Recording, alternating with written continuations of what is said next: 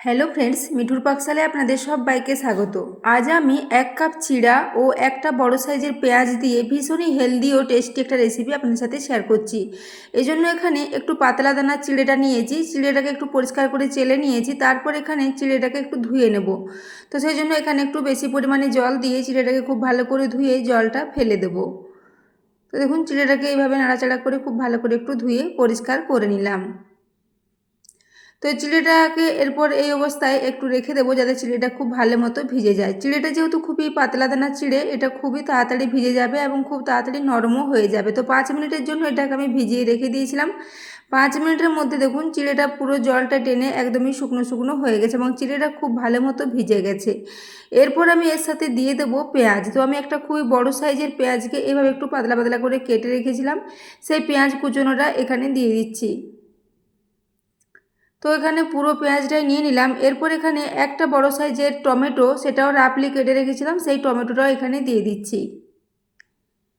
টমেটোটা দেওয়ার পর এখানে আবারও কিছু উপকরণ মিশিয়ে নেব। তো সবার প্রথমে এখানে দিয়ে দিলাম একটা কাঁচা লঙ্কা ছোটো টুকরো করে কেটে রেখেছিলাম, ওই সাথেই দিয়ে দিলাম 1 টুকরো পরিমাণে আদা। এটাকে একটু গ্রেট করে এর সাথে মিশিয়ে নিচ্ছি। তো আদাটাকে এভাবে গ্রেটারে গ্রেট করে মিশিয়ে নিলাম। এরপর এখানে দিয়ে দেব লবণ। তো সেই জন্য এখানে 1 চা চামচ পরিমাণে লবণ দিয়ে দিচ্ছি। লবণটা দেওয়ার পর এখানে দিয়ে দিলাম হাফ চা চামচ পরিমাণে গোটা জিরে। ওই সাথে দিয়ে দিচ্ছি এখানে 1 চা চামচ ভর্তি করে সাদা তিল। এই সাথে দিয়ে দিলাম হিং, 1/4 টিস্পুন পরিমাণে দিয়েছি হিং। এই সাথে দিয়ে দিলাম প্রায় 1 চা চামচ পরিমাণে একটু কসুরি মেথি। তো এরপর সবশেষে এখানে একটু দিয়ে দেবো বেসন। যেহেতু পেঁয়াজ দিয়েছি এবং পেঁয়াজের সাথে এই বেসনটা দিলে এর টেস্টটা অনেকটাই পকোড়ার মতো আসবে, তাই এখানে চিড়ের সাথে একটু বেসন দিলে ভালো লাগবে, সেজন্য 2 চামচ পরিমাণে দিয়েছি। বড় চামচের 2 চামচ বেসন দিয়ে দিলাম। এরপর সমস্ত কিছু হাতে করে খুব ভালো করে মেখে নেব। তো চিড়েটা জল টেনে এখন একদমই শুকনো মতো হয়ে গেছে, সেজন্য এখানে কিছুটা জল আবারও দিয়ে দিচ্ছি। তো হাতে করে এইভাবে প্রায় 4 চামচ পরিমাণে জল আমি দিয়ে দিলাম। জলটা দেওয়ার পর এটাকে খুব ভালো করে মেখে নেব। পেঁয়াজ, টমেটো এবং সমস্ত মশলাগুলোকে একসাথে এইভাবে হাতে করে মিশিয়ে নিচ্ছি। এটা একটা বেশ নরম মতো করে মাখতে হবে, খুব বেশি শক্ত করলে চলবে না, নরম করে এটাকে এভাবে মেখে নিচ্ছি। তো বন্ধুরা, আজকের রেসিপিটা খুবই অল্প উপকরণ দিয়ে খুবই চটজলদি রেডি হয়ে যায়। 5 থেকে 10 মিনিটের মধ্যে এটা রেডি হয়ে যাবে এবং খুব কম উপকরণের মধ্যে ভীষণই চটপটা, ভীষণই মুখরোচক একটা রেসিপি রেডি হয়ে যাবে। এই চিড়ের সাথে পেঁয়াজ দেওয়ার জন্য এর টেস্টটা অসাধারণ হয়েছিল এবং খুবই অল্প সময়ের মধ্যে এত সুন্দর একটা রেসিপি রেডি হয়ে যায় যে আপনারা যে কেউ খুব সহজে এটা বানিয়ে নিতে পারবেন।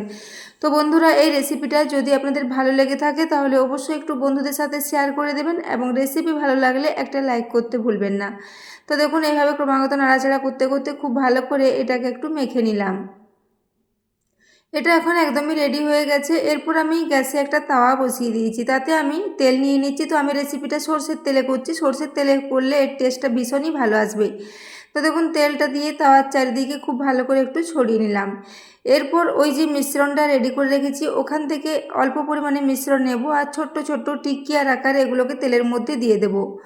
তো দেখতে পাচ্ছেন খুবই অল্প পরিমাণে মিশ্রণ নিয়ে এইভাবে হাতে করে একটু চাপ দিয়ে দিই, গোল গোল করে টিকিয়ার মতো করে এগুলোকে একটু পাতলা পাতলা করে ছড়িয়ে নেব। পাতলা পাতলা করে ছড়িয়ে নিলে এগুলো ভাজতে সময় লাগবে না এবং খুব চটজলদি উপর নিচ দুদিকটাই খুব ভালো মতো ভাজা হয়ে যাবে। তো এইভাবে আমি একেবারে যতগুলো দেওয়া যাবে দিয়ে দিচ্ছি, এইভাবে দু ব্যাচে করে এগুলোকে একটু ভেজে নেব। তো দেখতে পাচ্ছেন প্রথমে হাতে করে একটু গোল গোল করে নিয়ে এরপর এগুলোকে এই তাওয়ার মধ্যে দিয়ে হাতে করে এইভাবে একটু পাতলা করে ছড়িয়ে নিচ্ছি। তো বন্ধুরা, পেঁয়াজ দেওয়ার জন্য এর টেস্টটা পকোড়ার মতোই আসবে। চায়ের সাথে এটাকে আপনারা স্ন্যাক্স হিসেবে বানিয়ে নিতে পারেন বা সকালে ব্রেকফাস্টও এইভাবে একটা রেসিপি যে কোনো চাটনির সাথে আপনারা সার্ভ করতে পারেন বা টিফিনও এরকম ধরনের রেসিপি আপনারা বানিয়ে দিতে পারেন। তো দেখুন, এইভাবে একটা একটা করে সব দিয়ে দিচ্ছি। তো বন্ধুরা, আজকের রেসিপিটা আপনাদের যদি ভালো লেগে থাকে অবশ্যই একটা কমেন্ট করে জানাবেন।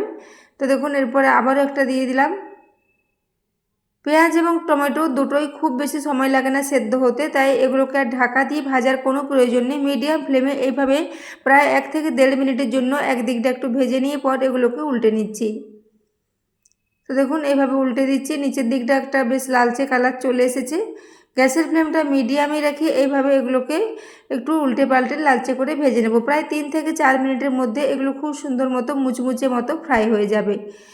তো বন্ধুরা আজকে রেসিপিটা অবশ্যই বাড়িতে একবার ট্রাই করবেন এবং রেসিপি ভালো লেগে থাকলে চ্যানেলটি সাবস্ক্রাইব করতে ভুলবেন না এবং চ্যানেলটি সাবস্ক্রাইব করে বেল আইকনটি প্রেস করে রাখবেন, তাহলে আমি যে কোনো নোটিফিকেশানই ছাড়ি না কেন তো সবার আগে আপনার কাছে পৌঁছে যাবে। তো দেখুন এখন দুদিকটাই খুব ভালো মতো ফ্রাই হয়ে গেছে। এরপর এগুলোকে আবার একবার উল্টে নিচ্ছি।